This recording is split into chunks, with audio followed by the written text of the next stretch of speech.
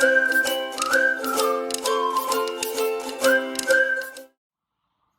everyone, for those that don't know me, my name's Jamie Forsyth. I work on the Staffordshire Highways contract. I am also wellbeing lead on Staffordshire, and I am a mental health first aider and now a mental health first aid instructor. Now, at the start of the pandemic, you might have seen the videos that I sent out giving hints and tips on how to control your anxiety, and I'm hoping they helped you in some way. I've decided to carry on with another short series of videos on the importance of sleep. Now, I think everyone who's watching this video can all relate to feeling tired and run down if we don't get enough sleep. However, I think some people may not be aware of the devastating impact not getting enough sleep can have on our body, both mentally and physically. So throughout these videos, we're going to look at the science behind lack of sleep, and we're going to look at various reasons and scenarios where you might not get sleep consistency. And with that in mind, and the winter night shifts coming up for a lot of our contracts around the business, I thought I would start by doing a short video on the importance of sleep for shift workers. So as a shift worker, it can be more difficult to get good sleep. Sleeping during the day, stressful work, irregular hours make it harder to get the rest you need.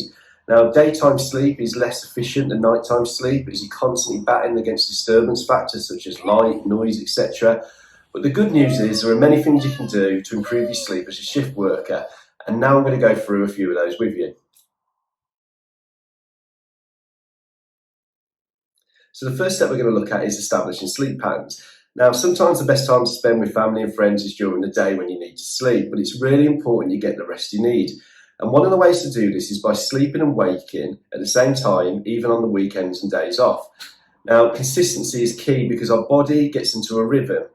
By sticking to this as much as possible, you will improve your sleep. This applies to naps too. So try as much as you can to schedule naps and to stick to the same times and length of time each day. So the next step to getting a good sleep as a shift worker is to watch what you're eating.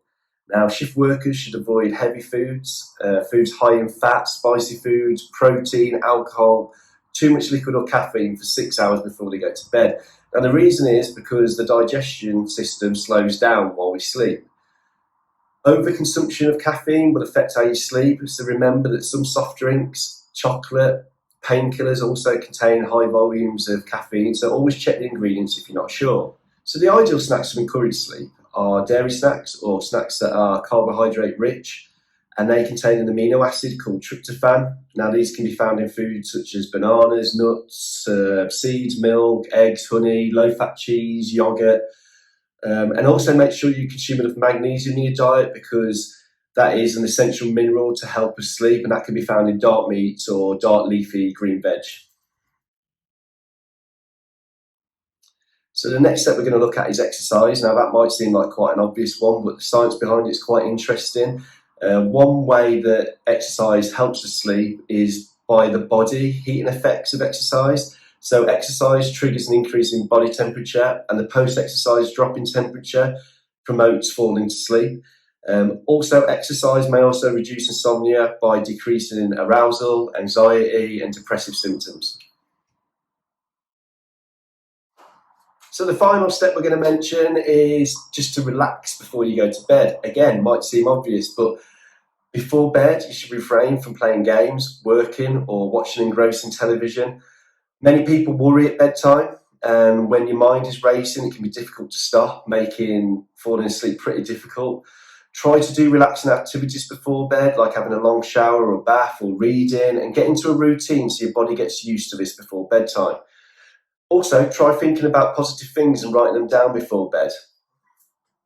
So thank you for listening. As I said at the start, this is going to be a series of short informative videos on sleep. The next one will be on the science behind sleep and how it affects your body. Really interesting subject. Some of the things you may know, some of the things you probably won't know. I'll look forward to doing that and getting that out to you as soon as possible. Remember, if you're having sleep troubles and there's issues going on in your life that you need help with, remember we have the mental health first aiders and we have the EAP and the wellbeing team to help you. I'll put up some links on the screen as well to sleep websites, and I will see you next time. Thank you.